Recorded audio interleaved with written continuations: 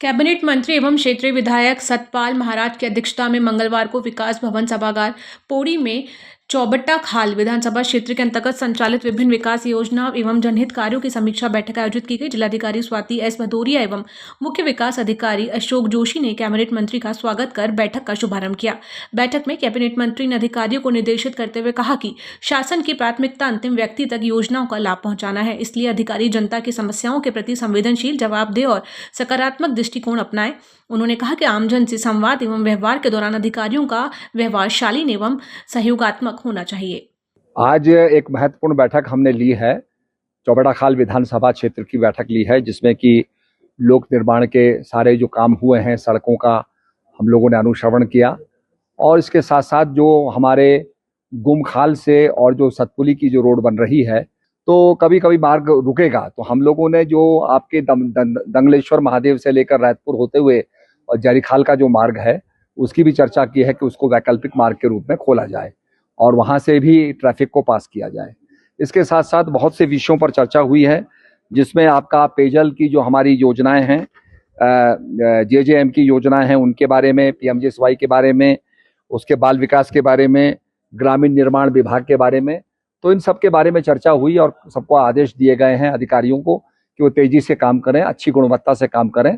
मुख्यमंत्री पुष्कर सिंह धामी की अध्यक्षता में आयोजित मंत्रिमंडल की बैठक में राज्य में ऊर्जा और ईंधन बचत के लिए महत्वपूर्ण निर्णय लिए गए हैं।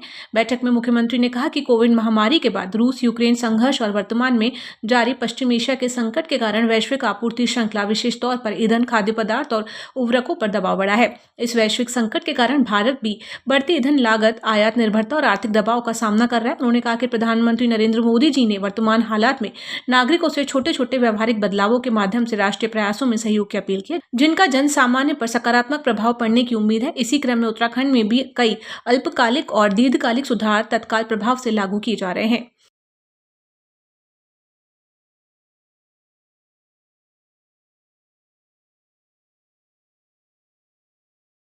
सरोवर नगरी नैनीताल जिलाधिकारी ललित मोहन रयाल ईंधन को बचाने और पर्यावरण संरक्षण के लिए पैदल चलकर कार्यालय को निकल पड़े। इस दौरान तमाम लोगों ने उनका अभिनंदन भी किया, जिसे जिलाधिकारी ने स्वीकार किया। उन्होंने कहा कि ये कदम ईंधन की बचत और पर्यावरण संरक्षण के लिए उठाया गया है। श्री रयाल ने अपने कार्यकाल में कई अन्य पहल की, जैसे कि शिविर लगाकर लोगों की समस्याओं का समाधान करना और सरकारी कार्यालयों में भ्रष्टाचार को रोकने के लिए छापेमारी करना एवं निर्धन परिवार के लोगों की मदद करना।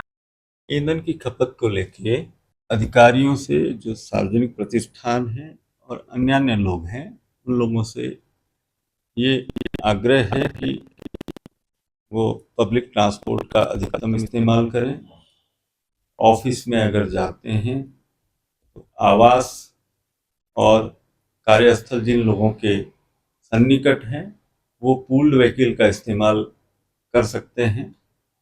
जिनके परिसर और कार्यालय प्रॉक्सिमिटी में हैं, वो अगर सुबह के समय पदयात्रा करके ऑफिस में जाएं, स्वास्थ्य की दृष्टि से भी अनुकूल होगा और वो राष्ट्र के लिए आपका योगदान भी होगा। उत्तराखंड में चारधाम यात्रा के बीच मौसम विभाग ने श्रद्धालुओं और पर्यटकों के लिए बड़ी चेतावनी जारी की है। भारत मौसम विज्ञान विभाग देहरादून केंद्र ने अगले 5 दिनों का पूर्वानुमान जारी करते हुए 12 और 13 मई को पर्वतीय जिलों में बारिश का ऑरेंज अलर्ट जारी किया है। इन 2 दिनों में तेज बारिश, गरज चमक, ओलावृष्टि और 40-50 किलोमीटर प्रति घंटे की रफ्तार से झोंकेदार हवाएं चलने की संभावना है, जिसको लेकर प्रशासन अलर्ट है। वहीं मुख्यमंत्री पुष्कर सिंह धामी भी व्यवस्थाओं पर नजर बनाए हुए हैं। सीएम धामी ने कहा कि चारधाम यात्रा को लेकर उत्तराखंड सरकार पूरी तरह अलर्ट मोड में है। सरकार मौसम की स्थिति पर लगातार नजर बनाए हुए और किसी भी संभावित परिस्थिति से निपटने के लिए तैयार है।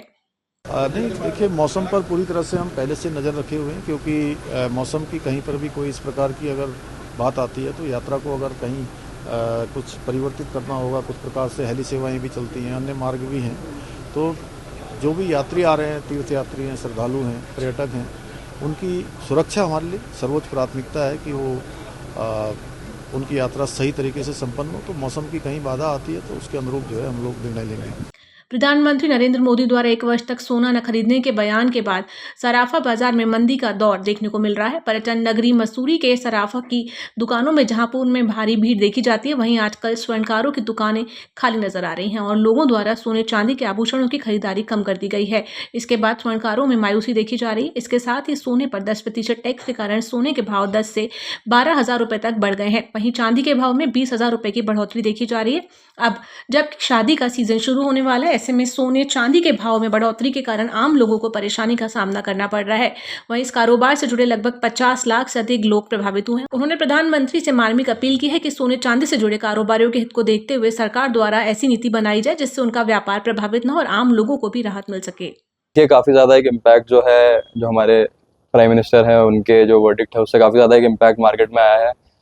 10 दुकानें टोटली जो है मसूरी में है और मेरे हिसाब से अभी कहीं पर भी जो है ऐसा कोई रुझान कस्टमर का दिखा नहीं है, क्योंकि एक पॉलिटिकल इम्पैक्ट जो है अब गोल्ड में आ चुका है। बट यही जो है रिक्वेस्ट मेरी रहती है प्राइम मिनिस्टर जी से कि हमारे साथ में भी जो है कारीगर जुड़े हैं, काफ़ी सारी फैमिलीज जो है जुड़ी हैं, तो एक फाइनेंशियल जो है जो क्राइसिस है हमारे साथ में भी आगे हो सकता है। तो इसीलिए मैं चाहूँगा कि ये जो भी ये वो लगाया गया है, टैक्सेस हैं या जो भी हैं, इनको जल्द से जल्द जो है हटाया जाए, ताकि हमारे भी जो है आगे जितने भी कारीगर जुड़े हैं या और भी मेरे सारे भाई जो हैं जुड़े हैं, हमें भी कोई प्रॉब्लम का सामना ना करना पड़े। हम भी आखिरकार एक व्यापारी हैं। नहीं है, 50 लाख से ज़्यादा लोग इस व्यापार से जुड़े हुए हैं। कारीगर जो हैं वो अलग हैं, जो अलग अलग मतलब देश के अलग अलग कोने से आ रहे हैं। जैसे देहरादून में ही बहुत बंगाल के कारीगर हैं और इन्होंने जो है इस समय प्रधानमंत्री मोदी को पूरी तरीके से सपोर्ट करा था। बंगाल जाके सबने वोट दिया और आज मोदी जी ये कह रहे हैं कि जी 1 साल तक सोना ना खरीदे। इनका परिवार कैसे चलेगा? ये जो लोग हैं, कारीगर लोग हैं, इनका परिवार कैसे?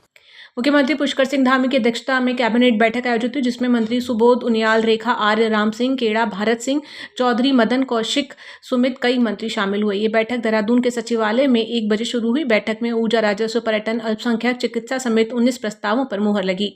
बैठक समाप्त होने के बाद गृह सचिव शैलेश बगोली ने प्रेस ब्रीफिंग की। पर्यटन यात्रा व्यवसाय पंजीकरण नियमावली ये हमारी पूर्व में बनी थी।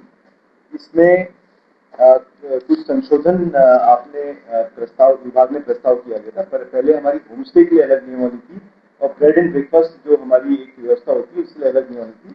अब उसको संकलित करते हुए एक नियमावली इसमें प्रस्तावित की गई थी, जिसको माननीय मंत्रिमंडल द्वारा सहमति दी गई। इसमें जो मुख्य जो संशोधित बिंदु है उसमें ये है कि पहले होम स्टे 6 कमरे तक ही अलाउ होता था, अब इसको 8 कमरे तक इसको अलाउ किया जाएगा होम स्टे को। और उसमें पूर्व की जो व्यवस्था है कि जो इसको होम स्टे संचालक है उसको निवास करना होगा, वो भी व्यवस्था इसमें रखी गई है।